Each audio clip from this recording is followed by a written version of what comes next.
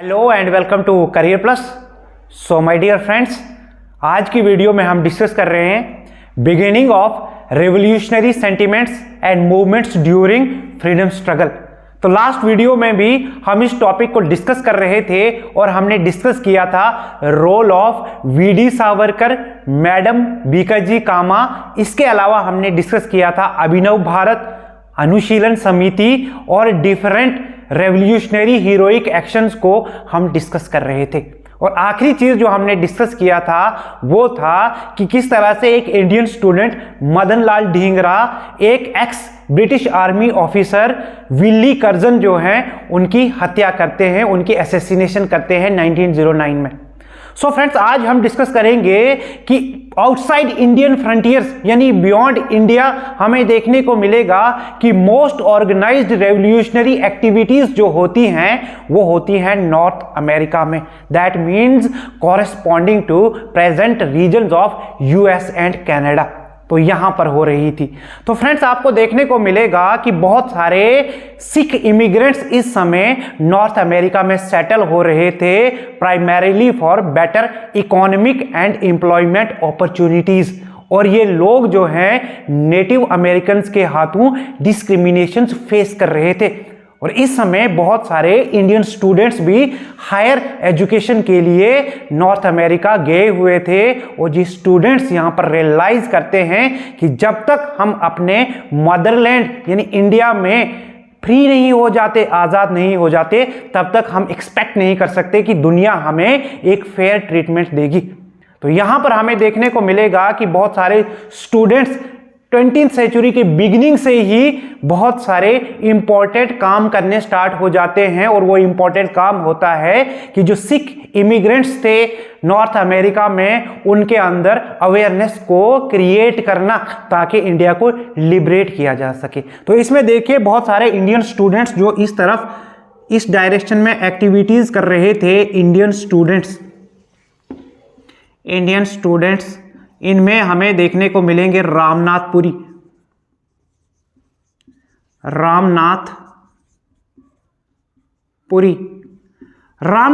इस समय वैंकूवर से पब्लिश करना स्टार्ट करते हैं एक न्यूज़पेपर जिसका नाम है circular Azadi. He began to publish a newspaper.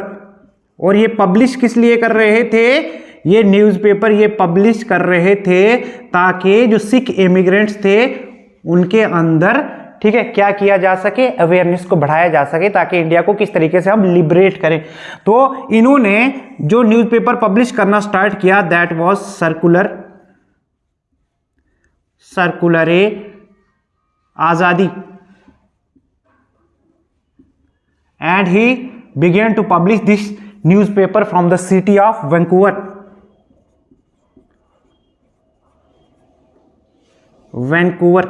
तो वैंकूवर जो है दैट इज इन कनाडा, ठीक है। तो यहां से इन्होंने ऐसा करना स्टार्ट किया। इनके साथ में ही एक और स्टूडेंट देखने को मिलेंगे तारकनाथ दास, जिन्होंने फ्री हिंदुस्तान पब्लिश करना स्टार्ट किया। So one more Indian student is Taraknath Das who began to publish free Hindustan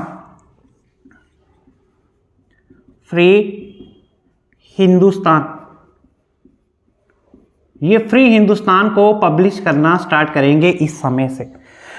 और यहां पर ये चीजें ये जो हमारे स्टूडेंट्स के द्वारा की जा रही थी, this was just to create awareness among Sikh immigrants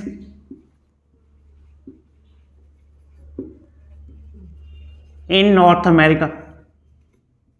तो ये दोनों लीडर्स जो स्टूडेंट लीडर्स हैं, रामनाथपुरी, तारकनाथ दास, दोनों ही कहां से कर रहे थे? वैंकूवर से ये पब्लिश कर रहे थे, ठीक है। एक ने सर्कुलर आज़ादी पब्लिश किया, दूसरे ने फ्री हिंदुस्तान जो है पब्लिश किया। एक और स्टूडेंट लीडर हमें देखने को मिलेंगे जीडी कुमार, ठीक है, जो यहां पर स्वदेश सेवक सभा नाम का एक ऑर्गेनाइजेशन इस्टेब्लिश करते हैं ताकि सिख इमिग्रेंट्स, सिख मेंबर्स को फ्री सर्विसेज दी जाए। One more Indian student was GD Kumar. GD Kumar. And what he did, he established Swadesh Sevak Sabha, and this was an organization to provide free services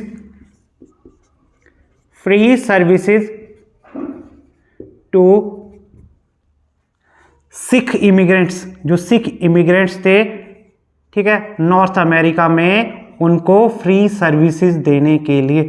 अब देखिए British authorities इस समय react करना start करती हैं and they directed Canadian authorities to take action against these Indian students. ये इन Indian students के खिलाफ में एक्शन ले, इसलिए आपको देखने को मिलेगा कि हमारे जो लीडर्स हैं तारकनाथ दास और GD कुमार जो हैं, दे वर फोर्स टू लीव वैंकूवर छोड़ करके उन्हें US आना पड़ता है, और US में उनको रिलेटिवली फ्री पॉलिटिकल एटमॉस्फेयर मिलता है। These two they shifted to US, united states आ जाते हैं, where they got free political atmosphere. तो यहां पर इनको फ्री पॉलिटिकल एटमॉस्फेयर मिलता है, जहां पर वो अपनी जो आइडियोलॉजी है उसको किस तरह से कैरी फॉरवर्ड करें। और इसी समय इन दो लीडर्स के द्वारा US में एक ऑर्गेनाइजेशन इस्टेब्लिश की जाती है, that was United India House, और इन्होंने ये सिएटल में 1910 में इस्टेब्लिश की। What they did, Taraknath Das and GD Kumar, they established an organization that was United India House. Important organization है यूनाइटेड इंडिया हाउस, ठीक है, which was established in the year 1910 and the place was Seattle में इन्होंने इसको establish किया। और ये organisation किस चीज़ के लिए इस्टेब्लिश की गई, to create organization to arise awareness, ठीक है, उनके अंदर कॉन्शियसनेस, जो भी सिख मेंबर्स हैं उनके अंदर किस तरह से जो अवेयरनेस है उसको बढ़ाया जाए, लेकिन वो किस तरीके से, through lectures on every weekends. तो ये फ्री लेक्चर्स जो हैं हर एक वीकेंड में चलाई जाएंगी, through free lectures on every weekend. Her weekend पे क्या किया जाएगा, फ्री लेक्चर्स दिए जाएंगे सिख इमिग्रेंट्स को, ठीक है, किस चीज़ के लिए, ताकि इनके अंदर जो अवेयरनेस है इस अवेयरनेस के लेवल को बढ़ाया जा सके। और ऐसा ऑर्गेनाइज्ड जो कैरेक्टर है इन एक्टिविटीज़ का देखने के बाद में बहुत सारे सिख लीडर्स जो हैं इन स्टूडेंट्स की सपोर्ट में आते हैं। और इसी समय एक सिख प्रीस्ट हांगकांग में थे जिनका नाम है भगवान सिंह, वो भी शिफ्ट कर जाते हैं US, और यहाँ पर सिख लीडर्स डिसाइड करते हैं कि सिख मेंबर्स को मिलिट्री ट्रेनिंग दी जाए, ताकि यहाँ से आगे हम एक इंडिया में ऑर्गेनाइज्ड आर्म रिबेलियन या रिवोल्ट जिसे आप कह सकते हो, वो इंडिया में कर सके, यानी एक आर्म्ड रिबेलियन इंडिया में ऑर्गेनाइज कर सके ब्रिटिश इंडिया में, ब्रिटिशर्स के खिलाफ में। तो यहाँ पर ऐसा रेडिकल स्टेप जब लेने के लिए उन्होंने सोचा, तो उन्होंने एक इंडियन रेवोल्यूशनरी जिनका नाम है अजीत सिंह, उनको इनवाइट किया नॉर्थ अमेरिका में, और उनको इनवाइट किया गया कि किस तरह से यहाँ पर सिख मेंबर्स को मिलिट्री ट्रेनिंग यानी आर्मी ट्रेनिंग दी जाए, ताकि एक आर्म्ड रिवोल्ट जो है वो ब्रिटिशर्स के खिलाफ इंडिया में स्टार्ट किया जाए। और ये अजीत सिंह जो है, he was the uncle of Sardar Bhagat Singh, ठीक है। तो यहाँ से आगे देखिए चीज़ें किस तरह से आगे बदलेंगी, कि इस तरह का एक ऑर्गेनाइज्ड कैरेक्टर देख करके इन रेवोल्यूशनरी एक्टिविटीज़ का हमें यहाँ पे क्या चीज़ देखने को मिलेगी, कि सिख मेंबर्स जो थे, सिख लीडर्स जो थे, दे केम इन सपोर्ट, सिख लीडर्स जो थे दे स्टार्टेड सपोर्टिंग, ठीक है, ये सपोर्ट करेंगे इन स्टूडेंट्स को, एंड देयर आफ्टर हमें देखने को मिलेगा कि ए prominent Sikh priest Sikh priest from Hong Kong. Hong Kong से एक प्रोमिनेंट सिख प्रीस्ट है जिनका नाम है Bhagwan Singh. Bhagwan Singh he came to India, he went to US जाएंगे ये, और वहां पर जाकर के ये सिख लीडर्स डिसाइड करते हैं कि सिख इमिग्रेंट्स को, जो भी सिख इमिग्रेंट्स हैं उनको क्या किया जाएगा, आर्मी ट्रेनिंग दी जाएगी। After that Sikh leaders they decided to provide military training दी जाएगी सिख इमिग्रेंट्स को मिलिट्री ट्रेनिंग किस लिए दी जाएगी? मिलिट्री ट्रेनिंग दी जाएगी to organise an armed revolt against Britishers in India. तो ब्रिटिशर्स के खिलाफ में इंडिया में एक ऑर्गेनाइज्ड रिवोल्ट किया जाए, इस चीज़ के लिए ये आर्म्ड ट्रेनिंग दी जाती है। और यहाँ पर ये सिख लीडर्स डिसाइड करते हैं कि ये मिलिट्री ट्रेनिंग देने के लिए एक बहुत बड़े जो रेवोल्यूशनरी लीडर थे अजीत सिंह, उनको इनवाइट किया गया नॉर्थ अमेरिका में। तो यहाँ पर they decided to invite Ajit Singh who was the uncle of Bhagat Singh के चाचा थे ये, ठीक है। इनको इनवाइट किया गया ऐसा रेडिकल स्टेप लेने के लिए। जब सिख लीडर्स ने सोचा तो उनको इनवाइट किया गया। इसी समय हमें देखने को मिलेगा कि एक बहुत बड़े इंटेलेक्चुअल लाला हरदयाल भी यूएस शिफ्ट करते हैं। ये लाला हरदयाल जो थे, इन्होंने आईसीएस एग्ज़ाम क्रैक किया था, इंपीरियल सिविल सर्विसेज का एग्ज़ाम इन्होंने क्रैक किया था, और इन्होंने इस एग्ज़ाम को क्रैक करने के बाद में ही लेफ्ट आईसीएस, और यहाँ के बाद में वो भी नॉर्थ अमेरिका चले जाएंगे, और जहाँ पर वो भी फ्री लेक्चर्स देंगे सिख इमिग्रेंट्स को on the topics of anarchism and syndicalism. तो यहाँ के बाद में हमें क्या चीज़ देखने को मिलेगी कि एक great intellectual in the form of Lala Hardayal, great intellectual whose name was Lala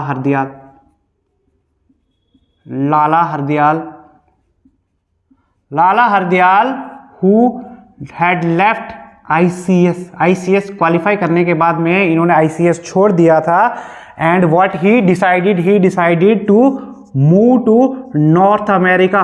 तो ये नॉर्थ अमेरिका जाएंगे, where he will give free lectures on the topics of anarchism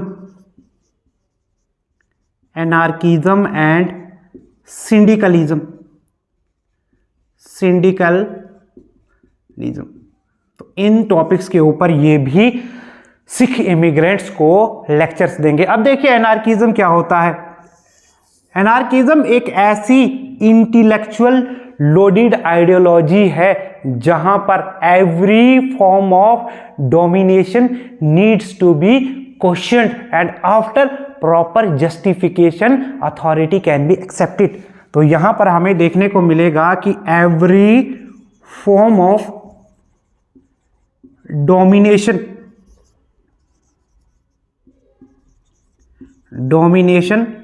needs to be questioned. किसी भी तरह का जो डोमिनेशन हो आपके ऊपर, उसके ऊपर आपको सवाल उठाना है, एंड आफ्टर प्रॉपर जस्टिफिकेशन, पूरी जस्टिफिकेशन के बाद ही authority can be accepted. Authority को आप क्या कर सकते हैं, एक्सेप्ट कर सकते हैं। This was the ideology of anarchism, which means blind acceptance of an authority should be outrightly rejected and the scope of individuality must be ensured. This is the ideology of anarchism. अब इसके बाद में हम बात करते हैं सिंडिकलिज्म कौन सी ideology है. अकॉर्डिंग टू दिस आइडियोलॉजी, यहाँ पर इस आइडियोलॉजी के अकॉर्डिंग हमें देखना है कि जो वर्कर्स की कलेक्टिव बार्गेनिंग है उसे प्रमोट किया जाएगा, which is considered to be the beginning of a revolutionary thought. According to this ideology, workers unions should be promoted for collective bargaining. Workers union को क्या किया जाएगा, प्रमोट किया जाएगा. वर्कर्स यूनियंस को प्रमोट किया जाएगा for collective bargaining and which is considered to be the beginning of revolutionary thought. तो ये दो आइडियोलॉजीज जो हैं इंपॉर्टेंट हैं, एनार्किज्म एंड सिंडिकलिज्म. ठीक है, तो इनके ऊपर फ्री लेक्चर्स देने के लिए लाला हरदयाल जो जाते हैं नॉर्थ अमेरिका में. और इसी समय लाला हरदयाल का ध्यान खींचती है इंडिया में एक रेवोल्यूशनरी एक्ट जो परफॉर्म किया जाता है. इस समय 1912 ईयर जो है ख़त्म होने पे आ गया था और इसी समय दो इंडियन रेवोल्यूशनरीज रास बिहारी बोस एंड सचिंद्रनाथ सान्याल जिन्होंने एक रेवोल्यूशनरी वर्क लिखा था जिसका नाम है बंदी जीवन. यहाँ पर इन दो रेवोल्यूशनरी लीडर्स ने they decided to assassinate governor general lord Hardinge. तो whereby they threw a bomb in a public procession. ठीक है, in which lord Hardinge was seriously injured. तो यहाँ पर हमें देखने को मिलेगा कि इंडिया में एक रेवोल्यूशनरी एक्टिविटी होती है. इस समय एक रेवोल्यूशनरी एक्ट परफॉर्म किया जाता है दो लीडर्स के द्वारा. वन इज रास बिहारी बोस जो आगे चल करके इंडियन नेशनल आर्मी का नेतृत्व करते हैं और ये ही इंडियन नेशनल आर्मी का जो लीडरशिप है हैंड ओवर करते हैं सुभाष चंद्र बोस को. तो इंडियन नेशनल आर्मी के लिए जब हम कोई वीडियो बनाएंगे तो उस समय हम इन चीज़ों को डिस्कस करेंगे. And the next Indian revolutionary leader was Sachindranath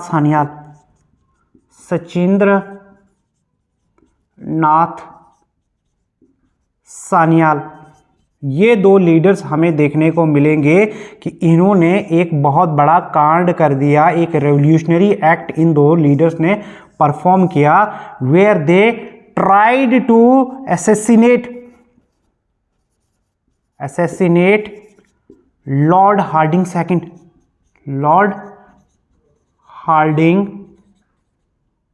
second who was Governor General of India, who was the Viceroy of India at that time. और ये दोनों लॉर्ड हार्डिंग की हत्या करने की कोशिश करते हैं. कहाँ पर? चांदनी चौक न्यू दिल्ली में. यहाँ पर they threw a bomb in a public procession in which lord Hardinge was seriously injured हो गए लॉर्ड हार्डिंग. और इस रेवोल्यूशनरी एक्ट से लाला हरदयाल ने क्या कंक्लूजन निकाला? इन्होंने कंक्लूजन निकाला कि through proper armed revolt India can be liberated. Therefore he decided to lead an agitation of Sikh immigrants in US and he decided to establish an organization in US. और ये organisation इन्होंने Portland में 1913 में बनाई. That organization was Hindi Association. तो लाला हरदयाल का role बहुत ज़्यादा इंपॉर्टेंट है. यहाँ पे देखिए, यहाँ पर व्हाट ही रियलाइज्ड, लाला हरदयाल ने इस रेवोल्यूशनरी एक्ट के बाद में रियलाइज किया कि through proper armed revolt India can be liberated. He realized that through proper armed revolt, यानी organized armed revolt अगर किया जाए तो इससे हम क्या कर सकते हैं. इन्होंने रियलाइज किया कि इंडिया को हम लिबरेट कर सकते हैं, आज़ाद कर सकते हैं। और इसलिए लाला हरदयाल ने क्या किया, he decided to lead an agitation, he decided to lead an agitation of Sikh immigrants. जो सिख इमिग्रेंट्स थे उनका एजिटेशन लीड करेंगे यूएस में, यूनाइटेड स्टेट्स में। इन्होंने ये डिसाइड किया और इस चीज़ के लिए इन्होंने एक ऑर्गेनाइजेशन को इस्टेब्लिश किया। Therefore he established an organization in the form of Hindi Association. Hindi Association नाम से इन्होंने एक ऑर्गेनाइजेशन इस्टेब्लिश किया and this Hindi Association was established at Portland and the year was 1913। 1913 में इन्होंने हिंदी एसोसिएशन को क्या किया, इस्टेब्लिश किया। और इसके बाद में हिंदी एसोसिएशन का फर्स्ट मीटिंग कंशीराम के घर पे रखा गया, जहां पर प्रोमिनेंट सिख मेंबर्स इस मीटिंग में पार्टिसिपेट करेंगे, जिसमें हरनाम सिंह, भाई परमानंद देखने को मिलेंगे, करतार सिंह सराबा देखने को मिलेंगे। तो हिंदी एसोसिएशन का फर्स्ट मीटिंग जो था that was attended by prominent Sikh leaders in the form of Kartar Singh Sarabha. Kartar Singh Sarabha first leader, second leader was Harnam Singh and the third leader who participated in this meeting was भाई परमानंद। ठीक है, तो ये मीटिंग थी first meeting of Hindi association. यहाँ पर सिख लीडर्स ने ये डिसाइड किया कि हमें इंडिया में क्या करना है, ऑर्गेनाइज करना है रेवोल्यूशनरी एक्टिविटी को। और इस रेवोल्यूशनरी एक्टिविटी को ऑर्गेनाइज करने के लिए हमें सिख मेंबर्स को मिलिट्री ट्रेनिंग देनी होगी। और ये मिलिट्री ट्रेनिंग, आर्मी ट्रेनिंग देने के लिए उन्होंने क्या किया, एक हेडक्वार्टर इस्टेब्लिश किया युगांतर का। ठीक है, Yugantar Ashram at San Francisco. तो you will find what they decided, these Sikh leaders decided to, ये सिख लीडर्स जो थे उन्होंने डिसाइड किया to organize revolutionary activities against Britishers in India. तो ब्रिटिशर्स के खिलाफ में रेवोल्यूशनरी एक्टिविटीज होंगी, जहां पर एक ऑर्गेनाइज्ड रिवोल्ट होगा। इन्होंने डिसाइड किया कि हम ब्रिटिशर्स के खिलाफ में इंडिया में एक ऑर्गेनाइज्ड रिवोल्ट करेंगे इंडिया में। ठीक है, और इस चीज़ के लिए इन्होंने डिसाइड किया कि जो भी सिख मेंबर्स हैं, सिख इमिग्रेंट्स हैं, सिख इमिग्रेंट्स, इनको क्या करना चाहिए, हमें इनको मिलिट्री ट्रेनिंग देना ज़रूरी है। They realise that military training should be given to these Sikh immigrants. और इस चीज़ के लिए they decided to establish a headquarter, और that headquarter was Yugantar Ashram. तो यहाँ पर इन्होंने एक हेडक्वार्टर मिलिट्री ट्रेनिंग देने के लिए इस्टेब्लिश करने का डिसीजन लिया। और वो हेडक्वार्टर्स जो हैं that was established in the form of Yugantar Ashram, Yugantar आश्रम। और ये युगांतर आश्रम जो है ये कहाँ पर इस्टेब्लिश किया गया, ये headquarter, it was decided at San Francisco, US में। तो सैन फ्रांसिस्को में किस तरह से सिख इमिग्रेंट्स को मिलिट्री ट्रेनिंग दी जाए। ठीक है, और इस चीज़ के लिए एक हेडक्वार्टर मिलिट्री ट्रेनिंग देने के लिए इस्टेब्लिश किया गया in the form of Yugantar Ashram at San Francisco. And this marked the beginning of a prominent revolt in India which is known as Ghadar revolt. That means कि यहीं से आगे गदर रिवोल्ट स्टार्ट हो जाएगा। तो नेक्स्ट क्लास में हम गदर रिवोल्ट को डिस्कस करेंगे और किस तरह से गदर रिवोल्ट को क्या क्या प्रॉब्लम्स फेस करनी पड़ेंगी वो हम नेक्स्ट वीडियो में डिस्कस करेंगे। I hope you guys are liking our videos. ठीक है, तो मिलते हैं एक और इंटरेस्टिंग वीडियो में इसी टॉपिक के ऊपर। Thank you very much, see you in the next video.